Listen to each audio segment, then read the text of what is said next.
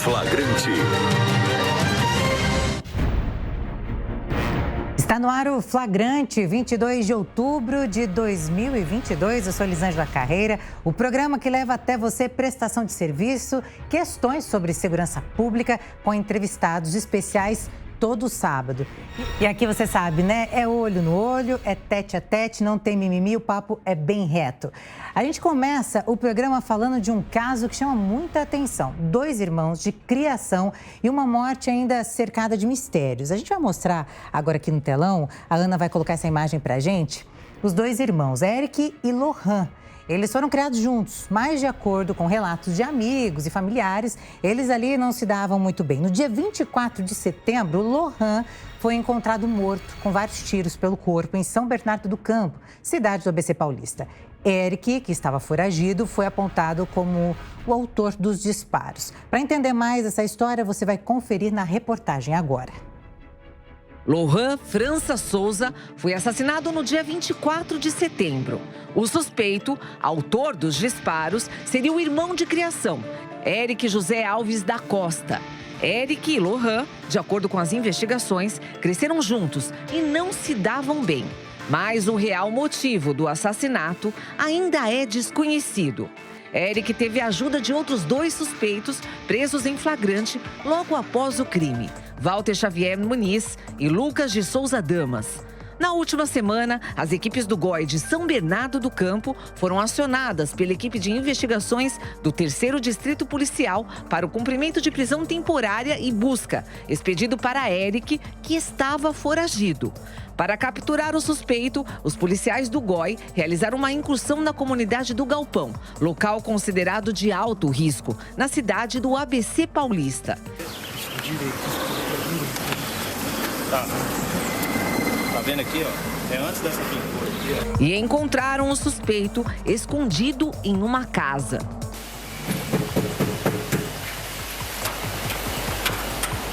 Graças ao trabalho em conjunto com os policiais do GOI de São Bernardo do Campo, o suspeito da morte de Lohan França Souza teve a prisão temporária de 30 dias decretada. Eric e os comparsas negam a participação no homicídio. O caso ainda está sendo investigado. Contar tudo sobre essa prisão e também a operação, recebemos em nosso estúdio o delegado Cristiano Sacrini, que é encarregado do GOI de São Bernardo do Campo, e também a policial operadora do GOI, Patrícia Amaro, que é condutora do cão de serviço José Augusto, que para os íntimos é o querido Zé. Sejam bem-vindos aqui. Que trabalho bacana que o GOI desenvolve. E para aprender, para localizar o Eric, que estava foragido até então, o trabalho de vocês foi muito importante para o apoio para o 3º Distrito Policial. Exato. O Grupo de Operações Especiais, na verdade, ele atua em apoio às unidades territoriais, às unidades de investigação. Então, a ênfase do grupo operacional é fazer o trabalho mais difícil, o trabalho onde os outros policiais das unidades precisam de apoio e não conseguem cumprir. Então, com táticas e técnicas especiais, especializados, o grupo operacional dá cumprimento, especialmente em locais de difícil acesso, locais de alta periculosidade, locais onde exige algo mais. Vamos dizer assim, uma preparação maior. Exato. Na verdade, especializado. Então, uma técnica especial, uma técnica onde todos os policiais recebem um treinamento muito grande. Então, todos os policiais civis, eles têm uma carga de treinamento muito grande. Só que a carga de treinamento do grupo operacional ela é maior, porque daí você acaba se especializando nas atividades que são menos corriqueiras e que exigem um grau de especialização, aperfeiçoamento maior. E me explica uma coisa, nessa ocorrência que a gente tem as imagens, a gente vê o trabalho de vocês, que é extremamente minucioso, porque além de tudo tem pessoas ali de bem. Sem dúvida. Numa região. Como que foi? Foi muito difícil encontrar o Eric, onde ele estava na casa dele, como foi esse trabalho? Na verdade, o que acontece? Essa comunidade do Galpão, ela é peculiar, porque na verdade é uma comunidade que fica dentro de um galpão abandonado, era uma empresa abandonada. Então as pessoas entraram e lá fizeram as suas casas. Então são várias casas, vários cubículos, todos eles sem numeração e muito difícil de você andar. É um local de alta periculosidade, com certeza tem pessoas de bem, tem a comunidade já, mas também tem o crime organizado dentro daquela localidade. Ou seja, vocês também podem ser recebidos a tiros. Sem dúvida. Então, por isso, todo cumprimento em locais dessa natureza, as equipes territoriais, as equipes de investigação solicitam o apoio do GOI e o GOI ela vai para fazer a incursão, oferecer segurança para a equipe de investigação poder trabalhar. Nesse caso, foi realizado com sucesso, foi realizada a incursão na localidade, sem nenhuma intercorrência, e o suspeito foi localizado no domicílio dele e foi dado cumprimento ao mandado de prisão. Ele tentou fugir? Não deu nem tempo. Não dá tempo. Não dá tempo. E aproveitar e perguntar também para Patrícia, o Zé ele participa desse tipo de ocorrência, de operação? Porque é muito importante a participação do cão. Sim, ele participa conosco. É claro que determinadas situações eu acabo não levando, mas na grande maioria ele participa sim. Ele já ajudou bastante a gente, porque o cachorro é extremamente respeitado, ainda mais pelo tamanho que ele tem. Ele causa um impacto visual muito grande. Assustador, vamos dizer assim, Um pouquinho né? assustador, mas nesse tipo de local, eles acabam respeitando mais o animal do que os próprios operadores. A gente até... Pode continuar, Sim, desculpa. porque eu acho que eles entendem que nós temos uma carga jurídica muito pesada e o animal não. Ele age conforme o treinamento dele e ponto. Se ele tiver que proteger a gente, ele vai proteger sem pensar duas vezes. E a gente tem imagens do treinamento dele, que é super importante a gente falar que é um treinamento muito cauteloso. E olha só essa imagem, gente. Esse é o Zé. É o Zé. Esse é o Zé. Ele era um pouco mais novo. Mais novo. Hoje o Zé ele tem 6 anos. Isso. É isso. Ele vai trabalhar até quando, vamos dizer assim? Olha, enquanto ele estiver bem, é porque ele ama trabalhar. Ele Olha. adora trabalhar. Então, enquanto ele estiver bem, eu vou continuar levando.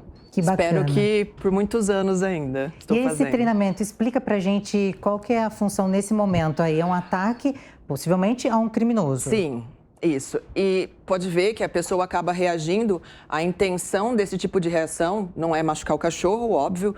Para quem não entende, pode parecer agressivo para ele, mas o cachorro não pode largar enquanto o condutor dele não chegar lá no local. Então, mesmo que ele sofra algum tipo de intercorrência durante o ataque, ele não pode desistir do procedimento dele. Então, ali, mesmo que ele esteja sendo agredido, ele não pode se assustar. Então, por isso que ele passou por algum treinamento assim, para ele entender que não importa o que aconteça, enquanto não chegar lá, ele tem que continuar segurando o preso, no caso.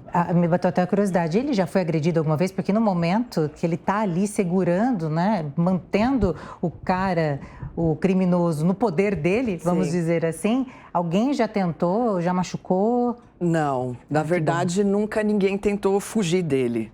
Que então, ótimo. quando Nem vê dá, o cachorro, né, não tem a menor condição. Ele condição corre nenhuma. muito, é muito forte e dependendo das operações, às vezes quando eu vou, é bem difícil segurar. Eu acho que eu só consigo segurar ele mesmo porque ele me respeita demais. Porque ele puxa muito, ele é bem forte. Ele é muito forte. Mas ele tem muito respeito, então é tranquilo trabalhar com ele. E ele também encontra entorpecentes facilmente. A gente Isso. tem imagens do Zé, inclusive, numa operação onde ele encontra entorpecentes. A gente pode colocar as imagens, Ana, agora, para a gente mostrar, porque o Zé é genial. A imagem está escura, porque o local estava escuro Tava naquele bem momento escuro. também, né, doutor? Exato. E aí, na hora que ele encontra, tem áudio. Solta o áudio pra gente, Ana. Aqui. Positivo. Gente, até arrepia, né? Até a gente fica feliz Ele na hora que fica ele muito encontra. feliz, muito orgulhoso. Era uma caixa de madeira, tava com cadeado, tava lacrada, né? Então a gente demorou para perceber que ele estava insistindo bastante na caixa, teve que buscar um corta-fio para soltar o cadeado. E realmente tinha bastante entorpecente, estava bem lacrada, então o cheiro para nós não saía. Para ele é bastante evidente. E ele recebe alguma recompensa depois? A recompensa dele é o carinho. É, porque dá pra perceber, né? O aê, Ele todo mundo gosta de feliz. se sentir orgulhoso. A gente tem uma outra imagem que essa é sensacional. O Zé, ele tá olhando pro criminoso, assim, o cara algemado, olhando. Olhando o que eu tô falando. Olha a situação. Não tem como, né? Não, pode ver que ele Intimidador. tá solto, ele não tá com guia, mas ele não toca se não tiver nenhum tipo de ação. De comando. Se ele não precisar reagir, ele não ataca se não tiver comando, se não tiver necessidade. Doutor, é muito importante a participação do cão. Sem dúvida. Na verdade, é um dos instrumentos, né, que a gente utiliza da especialização, né? Então, um dos instrumentos, um dos fatores que a gente utiliza no trabalho especializado é o uso do cão.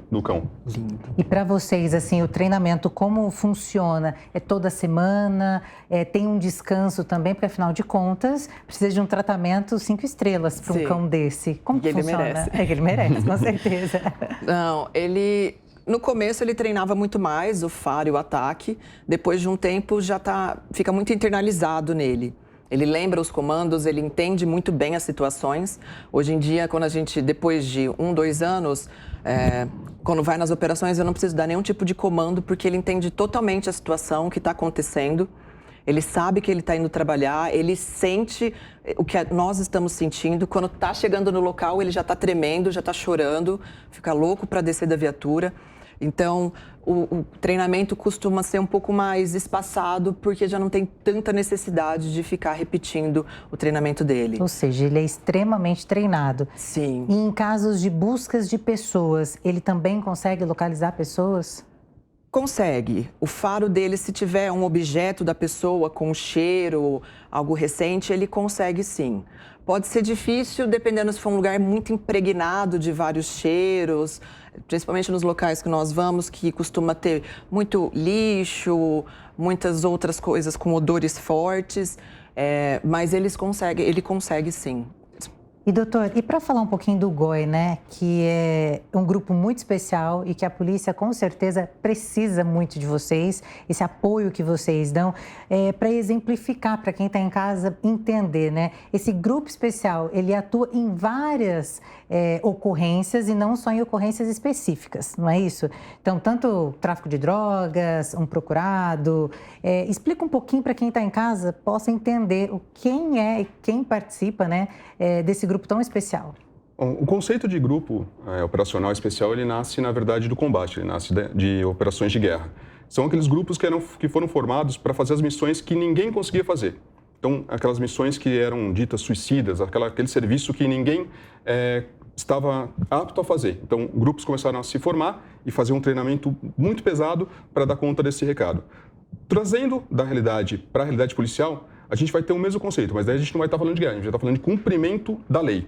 Então, é um grupo onde as pessoas vão estar, os profissionais são policiais, têm a mesma formação inicial e passa a ter a formação especializada para dar conta também daquele serviço onde o policial, digamos, que tem a formação inicial, não vai. Então, aí entra o operador especial para o cumprimento da lei. Então, para você ir buscar um criminoso numa localidade de alto risco, e a atuação, na verdade, ela é totalmente genérica. A gente apoia onde precisar, o grupo vai estar apoiando. Pode concluir. Então, a gente vai ter o trabalho, por exemplo, de sniper, então a gente vai ter o trabalho de atirador designado, a gente vai ter o trabalho de arrombador, a gente vai ter o trabalho com os cães. Nós temos no nosso grupo um operador especializado em pronto-socorrismo, no chamado APH, o atendimento pré-hospitalar. Então, todas essas especialidades acabam compondo um grupo. Então, a gente vai estar falando aí de um grupo atuando com 5, 6 integrantes, e cada um dos integrantes pode ter uma ou mais especialidades que ele vai fazer a atuação, e nisso o grupo vai girar, vai operar de forma coesa em torno do objetivo final, que pode ser um cumprimento de mandado, pode ser um resgate de reféns, pode ser uma atuação em um roubo em andamento, pode ser uma atuação num caso de desaparecimento. Nós podemos fazer incursões em busca de pessoa desaparecida. Então, onde for chamado, onde tiver solicitação de apoio, a gente tenta prestar esse apoio da melhor maneira possível. É interessante falar que vocês sempre fazem um trabalho de treinamento, de simulação, para aperfeiçoar as técnicas e também operar de forma eficaz em cada ocorrência. Exato. Um dos conceitos do grupo operacional é a prontidão. Então, quando não está operando, está treinando. Então, nós costumamos realizar praticamente semanalmente simulações de incursão. Nós temos na nossa base um espaço bom agora para realizar treinamentos internamente. Então, lá nós montamos stands, montamos um espaço onde o policial também pode cuidar da forma física, tem um ginásio.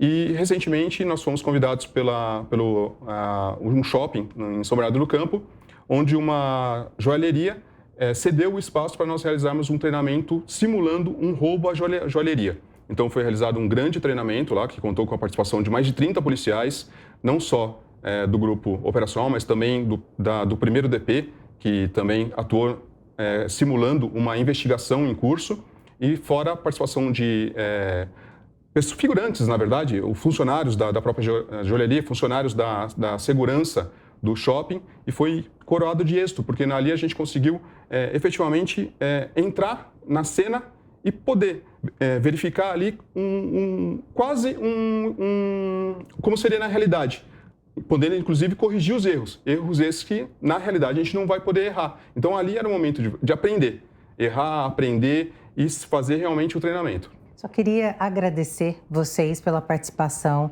e parabéns pelo trabalho de excelência que vocês realizam. Queria dar tchau pro Zé, mas o Zé não vem até aqui, né, Zé? Vem. Você não vem até aqui dar tchau pra mim, Zé? Poxa, olha isso aqui. O Vitinho tá louco no Switch. Queria estar aqui. Eu vou ficar aqui com o Zé. Olha que coisa mais linda, gente. Vou aproveitar aqui com o Zé mesmo. Vou chamar a próxima matéria nossa, que a Polícia Civil do Estado de São Paulo deflagrou operação interestadual de combate a crimes cibernéticos. 14 pessoas foram presas. Uma organização criminosa foi responsável por ataques cibernéticos em 7 prefeituras de São Paulo e Minas Gerais, incluindo prejuízos ou tentativas de invasões nas cidades de Presidente Prudente, Pirapozinho, Anhumas e Teodoro Sampaio. A Operação Saltum da Polícia Judiciária Interestadual é de enfrentamento à criminalidade cibernética. São milhares de vítimas no país, incluindo golpes com uso de falsos sites para retenção de senhas, engenharia social nos diversos nichos, desde o acesso a dispositivos e redes sociais, manipulação de dados para fraudes contra o sistema financeiro e até mesmo uma célula responsável por ataques cibernéticos, como ocorreu nas prefeituras de Pirapozinho, Pratânia, Anhumas, Ponte Gestal, Nova Granada, Teodoro Sampaio, Folhas, dentre outras prefeituras, ainda em investigação pela Polícia Civil Paulista. A polícia cumpriu 50 mandados judiciais, sendo 36 mandados de busca e apreensão no estado de São Paulo e em outros 2 estados da federação e 14 prisões temporárias. Nós vamos conversar agora com o delegado de polícia, coordenador da UIP de Inter 8 de Presidente Prudente, interior de São Paulo, Everson Contelli, e também com o delegado Dr. Rafael Galvão, da Delegacia de Pirapozinho. Sejam bem-vindos aqui ao nosso programa. Muito obrigada, doutor, por participar. E falar dessa operação é muito importante. Eu quero saber de vocês quantas pessoas foram presas e quanto tempo essa investigação demorou. Ontem, com a deflagração da operação, foram presas 11 pessoas, dos 14 mandados de prisão temporária, e essa investigação ela transcorreu pela Polícia Civil por 1 ano e 2 meses. E, doutor Rafael, me conta, como que esses criminosos, eles agem? Porque existe o submundo da internet e é a partir daí que a gente fala, né, dark web, que eles conseguem acessar dados tão importantes como, por exemplo, da Prefeitura de Pirapozinho. Exatamente. O que a gente mapeou exclusivamente nessa operação Persalto exclusivamente, é que é uma organização criminosa extremamente capacitada e especializada em fazer o que a gente chama de engenharia social, uma série de métodos que eles acabam por induzir as pessoas a acabar colaborando com eles. Fora uma outra série de outros métodos, como eles conseguem fazer o chamado phishing, que é a obtenção de senhas exclusivas através de espécies de vazamento de banco de dados, e com isso conseguem dar grandes golpes. Os golpes nos chamam a atenção nessa situação, não somente pelo fato de serem extremamente bem elaborados, mas o tipo de vítima que a gente viu nesse tipo de situação, que foram as prefeituras municipais, as fazendas públicas das prefeituras municipais. Nós mapeamos aqui, junto com o Dr. Everson, 2 estados e um total de 8 prefeituras, no mínimo, as investigações continuam, mas no mínimo 8 prefeituras foram vítimas ou vítimas tentadas dessa organização criminosa. Então imagina o dano social que isso pode acabar gerando no dia a dia da população. E o prejuízo dessas prefeituras, mais ou menos, assim, os cálculos vocês fizeram em dinheiro, né? Porque eles fizeram uma limpa em algumas prefeituras ali. Sim, aqui na região, só em Pirapozinho, foi 2,5 milhões, né? Nós tivemos outras cidades com 400 mil, tivemos casos que foi só atentados, mas esse grupo ele não pratica só esse tipo de crime, né? Então, nós estimamos um prejuízo para as vítimas, em geral, superior a 20 milhões de reais.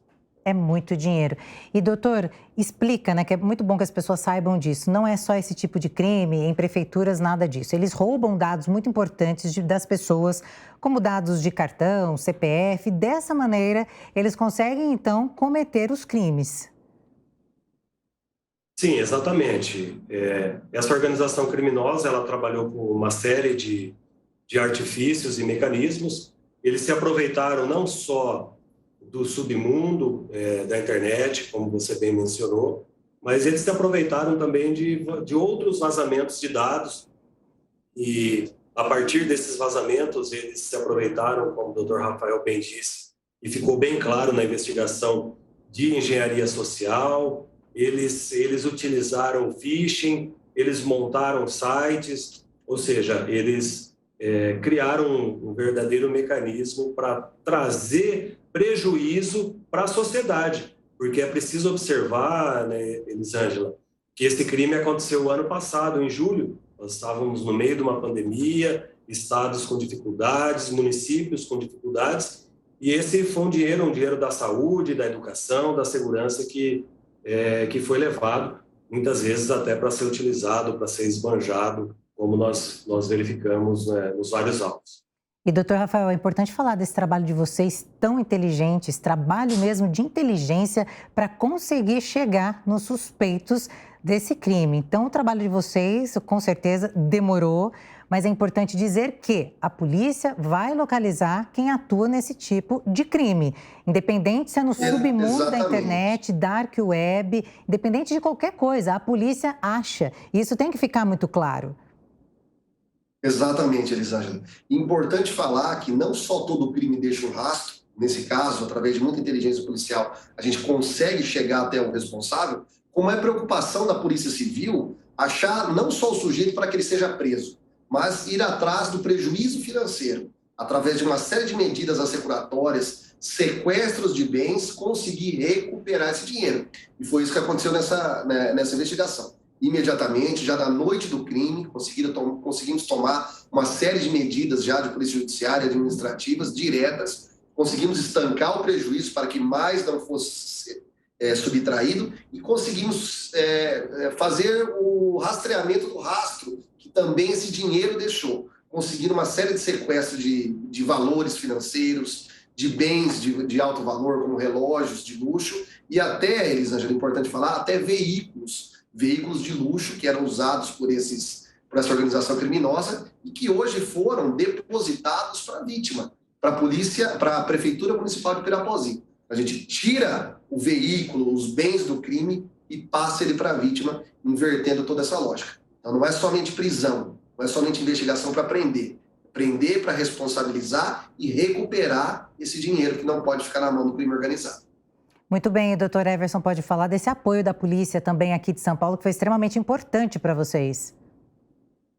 Sim, a Polícia Civil é um conjunto, né? Essa investigação é uma investigação da Polícia Civil, foi realizado pela Polícia Civil do Estado de São Paulo, pelo Núcleo de Inteligência, pela Delegacia de Pirapó, um convênio, uma parceria muito positiva, e a deflagração nós contamos com a Polícia Civil de São Paulo, com o DOP, com o DHPP, todas as equipes operacionais. Contamos também com o DEINTER de Santos, a DEIC de Santos, a Polícia Civil de Goiás nos deu um apoio extraordinário, a Polícia Civil de Piauí também. Então, a Polícia Civil se uniu para levar à frente essa investigação e realizar a prisão dessas pessoas. E só para que todos saibam, Prudente também já realizou uma operação muito importante de falar, que também acontece esse tipo de crime com a pedofilia, isso é gravíssimo. O doutor Everson já prendeu muita gente e falar ainda que vocês vão continuar ali no pé investigando até com que esse crime, a gente consiga acabar ou amenizar, vamos dizer assim, porque o criminoso ele avança, junto com a tecnologia, mas a polícia também está ali, junto e sempre. E vocês realizam um trabalho excepcional como esse que também aconteceu pela internet, na dark web, vamos dizer assim, mais uma vez, de pedofilia, que é extremamente grave e muito cruel, doutor? Exatamente, o trabalho continua, o trabalho do combate à pedofilia é um trabalho necessário, tanto que a outra operação ela chamou Cognoscente, no sentido do efeito deletério dessas imagens e o prejuízo não somente para a vítima direta, que são as crianças e adolescentes, mas também para outras pessoas, a vazão desse conteúdo. No caso da operação Cognoscente, o material era compartilhado por um grupo regional, mas um compartilhamento internacional. Então, foi uma ação muito positiva e o trabalho continua. Muito bem, doutor Everson Contelli, doutor Rafael Galvão, muito obrigada pela participação de vocês e com certeza vocês vão voltar aqui no Flagrante para falar desse trabalho de sucesso que vocês estão realizando, viu? Muito obrigada. Muito obrigado. A gente agradece, muito obrigado. A gente vai para um rápido intervalo e daqui a pouquinho tem mais Flagrante para você. Até já.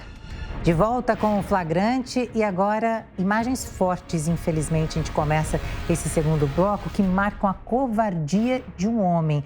A gente vai até borrar a imagem, que a gente vai colocar essa foto no telão para vocês, porque uma criança de apenas 1 ano, segundo a polícia, ela teria sido agredida por quem deveria zelar pela vida dela. Gente, é até triste de olhar, O próprio pai cometeu o crime. Acompanhe. Foi através de um bilhete que a Guarda Civil Metropolitana de Goiânia recebeu a denúncia de que uma criança de 1 ano e 4 meses estava sendo agredida pelo próprio pai. Ao chegar na residência, os agentes encontraram um bebê indefeso, com marcas de violência. A mãe confirmou as agressões. Todos foram encaminhados à central de flagrantes da cidade. O bebê foi encaminhado para um hospital de emergência para a realização de exames e permanece internado. O Conselho Tutelar avalia quem vai cuidar da criança e dos irmãos, que podem ser levados para um abrigo caso um parente não seja localizado. O pai do bebê foi preso e a polícia descobriu que ele já teve passagem por triplo homicídio e tentativa de homicídio contra uma mulher. Esse caso aconteceu no setor norte ferroviário, em Goiânia. E se olhar para uma imagem dessa prisão desse homem, que a gente não pode nem chamar de pai, foi em Goiânia e foi realizada pela Guarda Civil Metropolitana, chefiada pelo comandante operacional Vilmar Rodrigues, que está em contato conosco aqui agora no Flagrante. Comandante, seja muito bem-vindo, muito obrigada pela sua participação aqui. E começo perguntando, esse bilhete chegou até o senhor como? Bom, boa noite, a Guarda Civil agradece esse espaço. Esse bilhete ele chegou numa equipe nossa que fica lá na 44 para prestar apoio para fiscalização. Então, eles estando lá na base, chegou uma senhora e entregou esse bilhete para eles. Eles, lendo o que estava no bilhete, viu a situação e deslocaram até a residência aonde foi indicado o bilhete. E quando o senhor chegou naquele momento e se deparou com o pai, o que ele disse? Bom, as nossas equipes informaram que quando chegaram na residência, quem atendeu foi a mãe, da criança, e eles perguntaram se realmente estava acontecendo o que estava no bilhete, que tinha acontecido, aliás. Aí ela confirmou que sim. Aí a equipe procurou pelo autor, ela falou que ele se encontrava no interior da residência. Aí eles, com a permissão delas, adentraram a residência e deteram ele e conduziram para a central de flagrante para as devidas providências. Ele alegou alguma coisa para vocês? Bom, eu estive conversando com ele, ele disse que foi um momento ali de raiva, né? Que embora nada justifique uma atitude dessa, que igual você falou no início, que quem deveria cuidar, né? Comete uma atrocidade dessa. Então, ele disse que foi num momento de raiva, que ele nunca tinha nem batido nessa criança. Tentou justificar o injustificável aí, né? A criança de apenas 1 ano, a gente vê na imagem, na foto, tão triste, o rostinho machucado ali. Foi com a mão? Como que ele teria agredido? Essa informação chegou para vocês também? Não, ele não informou com que ele agrediu, mas a gente vê aí que não é com a mão, deve ter sido algum objeto que ele usou para atingir o rosto dessa criança, certo? E vocês acreditam que a mãe foi conivente com a situação ou ela mesma fez a denúncia? Vocês chegaram a apurar? Pela atitude da mãe, a gente vê que ela não foi conivente, tanto é que ela escreveu o bilhete. Eu creio que naquele momento ela estava impossibilitada de sair de casa e passou para alguém, né, provavelmente para uma vizinha, e pediu para que a mesma levasse aquele bilhete até alguma força policial, igual chegou a nós, da Guarda Civil. E, comandante, agora existe um medo dessa mulher, com certeza, de ter feito essa denúncia. Provavelmente o marido sabe que foi ela quem o denunciou. E vocês deram algum tipo de apoio, orientação para essa mulher? Bom, foi passado aí para o nosso grupo da Mulher Mais Segura para estar dando esse apoio para essa senhora. Hoje eu tive uma informação que eu estou bastante preocupado, né? Porque ele foi solto, infelizmente. A informação que eu tive é que ele está solto. Foi colocada uma tornozeleira nele e ele já desligou essa tornozeleira. Então a gente fica aí temendo pela vida da esposa, né? Porque denunciou ele. Ou seja, e sabendo já dos atos que ele já cometeu. Ele foi preso, audiência de custódia, juiz soltou, está solto, ele tem outros filhos. Tem histórico de outras agressões? O senhor tem essa informação?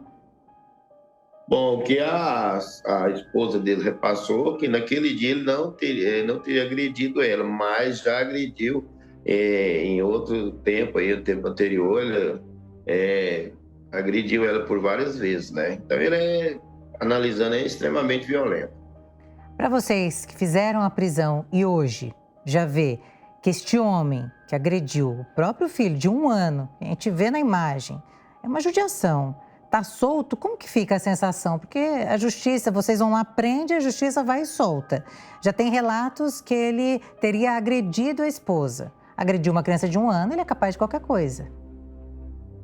Para nós é um motivo de indignação, porque sabendo da ficha criminal desse indivíduo, ele é um foragido da justiça lá da cadeia, lá de Tucuruí. No entanto, não está pedido no CNJ, então não tem como fazer o recambiamento dele. E aí ele comete um ato desse, a lei favorece a ele, não vamos falar a polícia, né? Vamos falar a lei favorece a ele o direito de responder isso em liberdade. Eu acho, assim, uma aberração essa lei brasileira que nós temos. E no próprio bilhete, parece que eu li ali, depois o Vitinho coloca a imagem para a gente também, que ele era foragido do Pará, alguma coisa assim? Ou foi impressão minha? Pará? Ele foragido, isso, da cadeia de Tucuruí por tráfico, artigo 33. Ou seja, ele já tem um histórico aí, né? Já tem um histórico, igual você citou no início. Triplo homicídio com 17 anos, mais uma tentativa de homicídio na mesma idade contra uma mulher. Eu perguntando ele por que ele fez isso com essa mulher, ele falou só porque ela estava falando mal, caluniando a esposa dele. Olha, eu quero agradecer muito a sua participação aqui, comandante, e parabéns pelo trabalho de vocês, que vocês agiram muito rápido, mas infelizmente eu não posso dar parabéns para a nossa justiça, porque muito rápido também colocaram ele na rua e a gente está vendo aí que o passado dele é bem cruel e a gente gostaria de ver a justiça acontecer, mas infelizmente está difícil. Comandante, muito obrigada pela sua participação, viu? Obrigado, a Guarda Civil agradece aí essa abertura aí para a gente estar expondo os fatos ocorridos aí no dia a dia e ressaltando aí que a vítima, principalmente vítima, Maria da Penha, que tem demais da conta, faça como essa senhora fez. Se não tem como pedir socorro, escreve um bilhete e encaminha para alguém, porque ela vai ser socorrida a tempo, entendeu? Muito obrigada por participar aqui do Flagrante. E olha só, a gente vai falar do Andrezão, um dos foragidos mais procurados pela justiça brasileira, foi preso no Paraguai nesta semana. A polícia gravou o momento em que o traficante foi detido. Confira. Agentes da Secretaria Nacional Antidroga invadiram a casa de campo localizada às margens do rio Paraguai, na cidade de Vila Olívia, onde o traficante vivia escondido. A operação foi articulada a partir da troca de informações com a Polícia Federal do Brasil. Imagens mostram o momento em que o traficante André Luiz Miranda do Nascimento, de 51 anos, conhecido como Andrezão, um dos líderes de uma organização criminosa no Brasil, é preso. Andrezão dormia quando foi surpreendido pela polícia. As imagens mostram os agentes perguntando o nome de Andrezão, mas o traficante disse que se chamava Pedro. Qual é o seu nome? Como é o seu nome? Não, como é o seu nome? Fala o seu nome. Fala. Tá. No quarto, é possível ver pelo menos 5 aparelhos de telefone celular. Também foram apreendidos dinheiro em espécie, armas e munição. O traficante tem prisão ativa por tráfico de drogas e associação para o tráfico de drogas, solicitada pelo Tribunal de Justiça de Santa Catarina. Andrezão tem uma longa ficha criminal, desde 1996, por tráfico de drogas, tráfico de armas, associação criminosa e lavagem de dinheiro. André Luiz Miranda do Nascimento estava foragido desde maio deste ano. Segundo a Polícia Federal, que recebeu o brasileiro das autoridades paraguaias, ele pertence à principal facção criminosa do estado de Santa Catarina. Ele era considerado um dos foragidos mais procurados pela justiça brasileira. E para falarmos sobre a prisão desse traficante, a violência na fronteira Brasil e Paraguai, conversamos com o secretário municipal de Segurança Pública de Ponta Porã, Marcelino Nunes. Seja muito bem-vindo aqui ao Flagrante. E começo aí perguntando, essas denúncias de Andrezão, desde 1990 no tráfico de drogas, essa prisão foi muito importante para vocês. Sim, na fronteira sempre se ouviu falar do nome dele. A polícia paraguaia é uma polícia que, através do Senado, é uma polícia muito eficiente, que faz um trabalho realmente de investigação muito grande, principalmente na fronteira do Brasil com o Paraguai, cidade de Ponta Porã, Pedro Cavaleiro. A prisão do Andrezão era e é tido hoje como uma das grandes prisões realizada pelo Senat. A Polícia Paraguaia trabalha em conjunto com a própria Polícia Federal do Brasil e não tenha dúvida nenhuma, é um trabalho que precisa ser feito e que é feito na fronteira do Brasil com o Paraguai, principalmente no combate ao tráfico de drogas. E, secretário, na hora da prisão, ele tenta até mentir o nome, ele fala que é Pedro, que chama Pedro, a gente vê ali nas imagens o policial perguntando o nome dele, ele tentou de tudo, mas dessa vez ele caiu. Como te disse, o trabalho de inteligência que as polícias fazem na faixa de fronteira e o fator surpresa na hora da prisão, e isso o próprio Senado repassa através do vídeo que está passando, você percebe que era algo que tinha muita informação, por mais que tivesse que falar um outro nome ou apresentar uma outra documentação, o que se viu é que o trabalho de inteligência sabia exatamente o local que ele estava, o cômodo que ele estava na casa, e aí não houve reação. Você pode ver que não houve reação na hora da prisão, feito flagrante pela polícia paraguaia, e destacar mais uma vez, e o trabalho de inteligência que é feito com a polícia do Brasil, através da Polícia Federal, que faz um brilhante trabalho na nossa fronteira. A gente sabe que aí atuam várias facções criminosas, primeiro Comando da Capital, o Comando Vermelho, mas existem outras também. Ele especificamente participa de algumas dessas organizações? Olha, como costumo falar, na fronteira são mais de 30 facções, e você vê que do lado paraguaio existem as chamadas clãs, ou seja, são famílias que estão no tráfico e que se autodenominam e têm um controle. A polícia, ela não repassou, a polícia paraguaia não repassou exatamente qual é o tipo de facção que ele estava trabalhando, que ele estava atuando, mas sabe-se, através de todo o trabalho de inteligência, que era através do tráfico de droga, armas do Brasil, ou seja, do Paraguai para o Brasil. Eu queria que o senhor explicasse para a gente, justiceiro da fronteira. A gente tem uma imagem até forte, uma pessoa morta. Isso seria uma forma de mandar recado entre as facções? É muito usual. A gente costuma dizer que na fronteira as pessoas não mandam recado no crime. O código de ética é exatamente esse que você vê.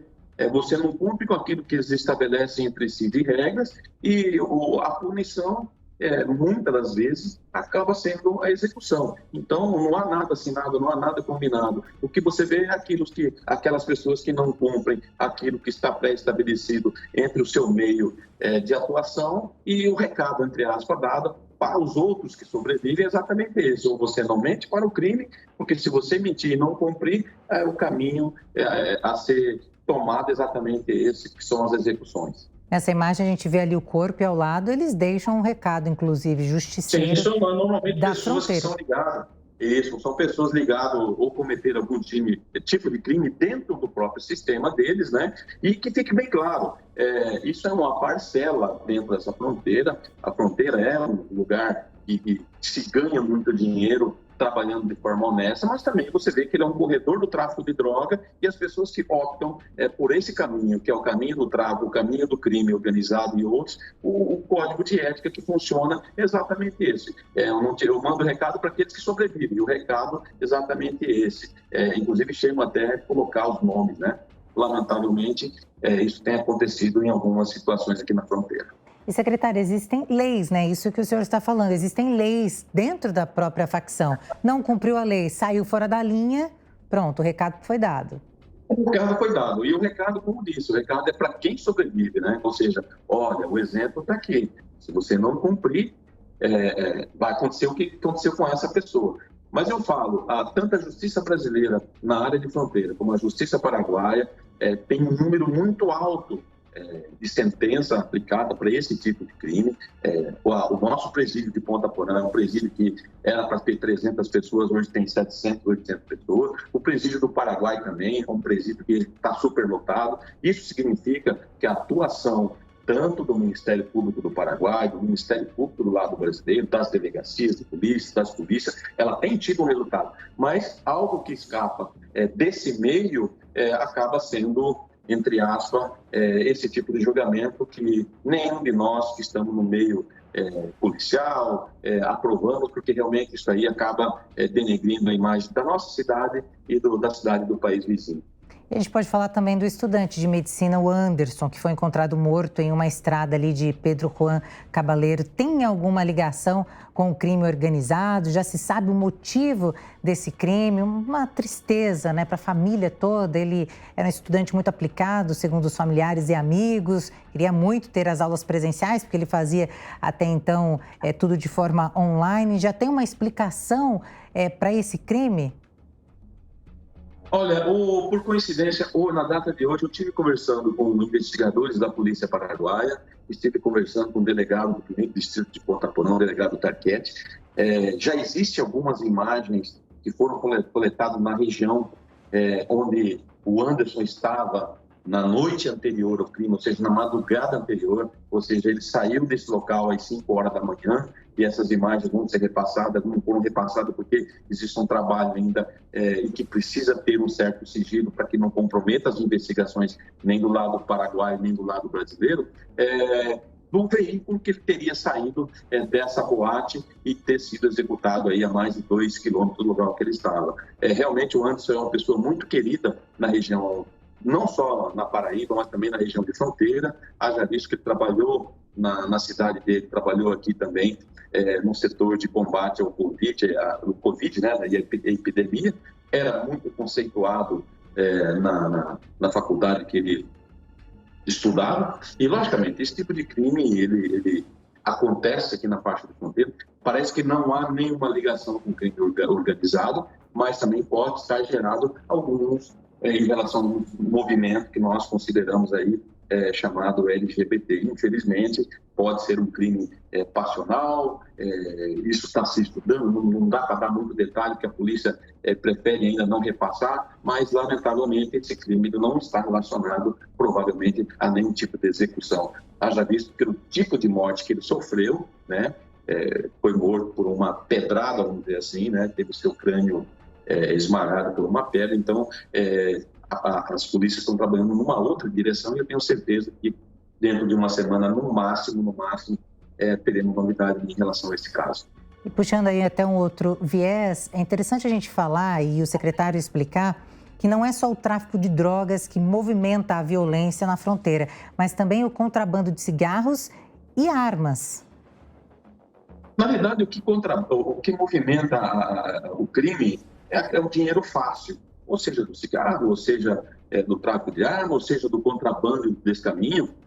Mas também você tem que levar em consideração que outros, por exemplo, o feminicídio, crimes relacionados à questão sexual, muitas vezes, e nós vemos nessa pós-pandemia que tem aumentado muito essa questão das pessoas estarem aí extremamente estressadas no dia a dia, mas logicamente que a fronteira, como eu disse, a fronteira, Ponta Porã não produz droga, Ponta Porã é apenas um caminho, Pedro Juan Carvalheiro é apenas um caminho, poderia ser qualquer outro lugar do nosso país, mas infelizmente nós temos aí um caminho, uma rota que acaba facilitando o ganho fácil e com isso fazer com que as pessoas que estão ligadas a esse tipo de negócio acabam são fragilizados na questão de que as leis para eles funcionam de outra forma.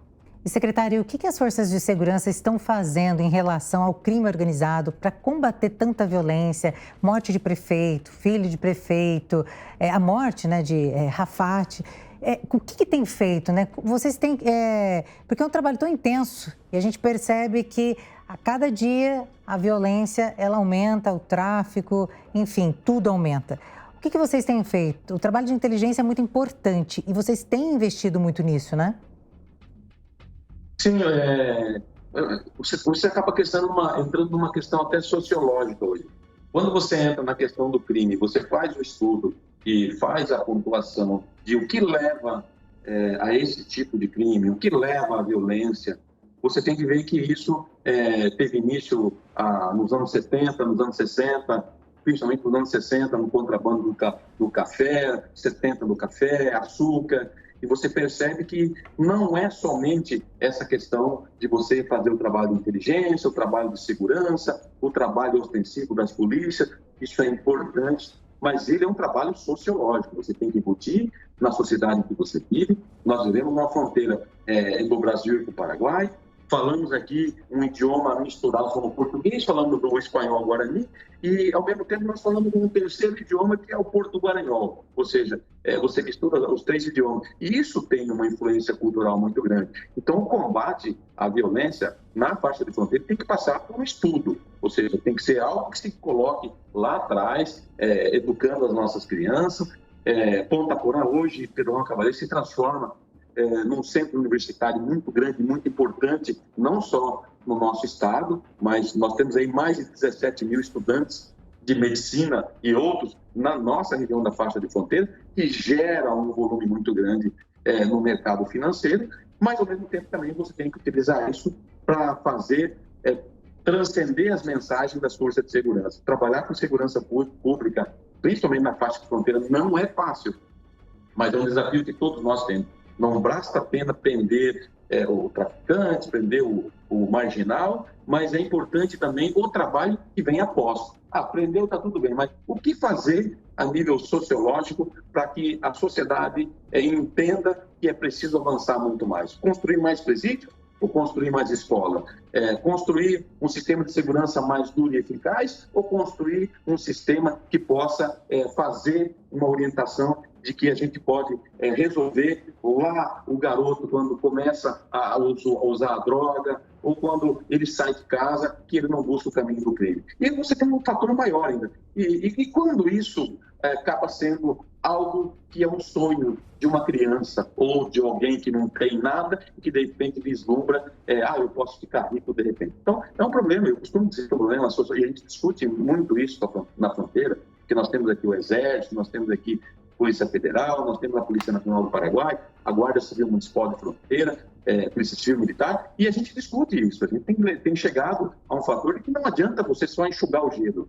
A política tem que partir também do governo federal, que precisa tratar as fronteiras de forma diferente, porque você tem uma influência de um outro país, quando você vive numa fronteira seca igual a nossa, e os investimentos para trazer mais indústria, para trazer mais comércio, tem que ser tratado de forma diferente, para que as pessoas sintam que é possível sair desse mundo da droga, sair do mundo do tráfico, da execução fácil, para que a gente possa pensar no futuro das crianças, o nosso futuro. Quando o senhor fala mesmo dos países se envolverem, Brasil, Paraguai, essa força precisa ser muito grande para que combata o crime organizado e também mude essa história, que infelizmente é uma história muito triste de violência, que vem se estendendo ao longo de anos. Sim, você percebe muito isso, você estava falando na execução do prefeito.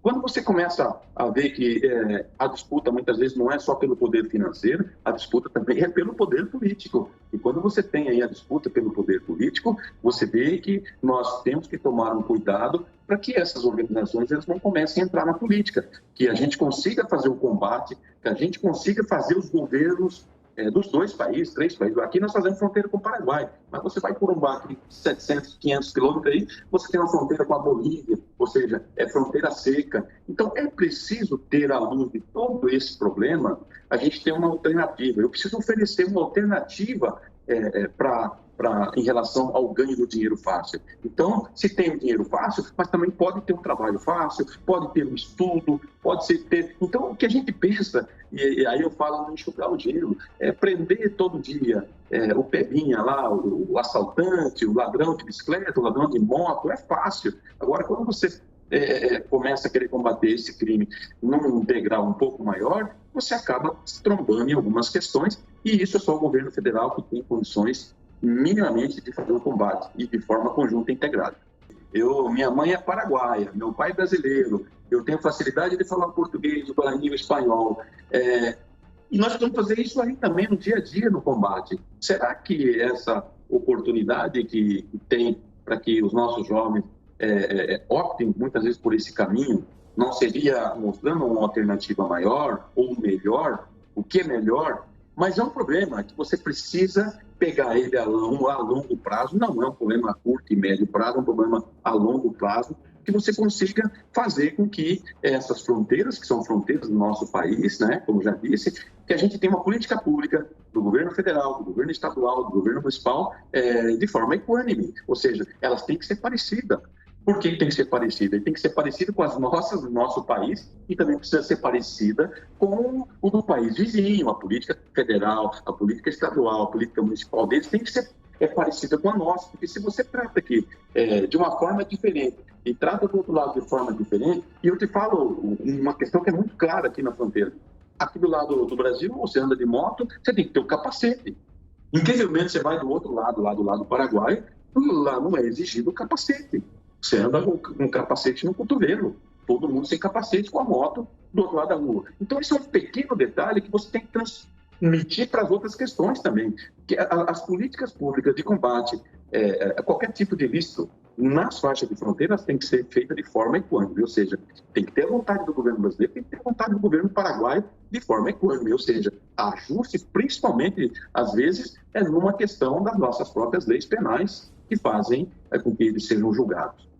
Muito bem, conversamos então com o secretário municipal de Segurança Pública de Ponta Porã, Marcelino Nunes. Muito obrigada pela sua participação aqui no Flagrante. Eu que agradeço e estou à disposição, a gente está sempre à disposição aqui. E parabéns você pelo seu programa e a forma que nós podemos trocar um pouco de ideia nesse maravilhoso programa. Muito obrigada.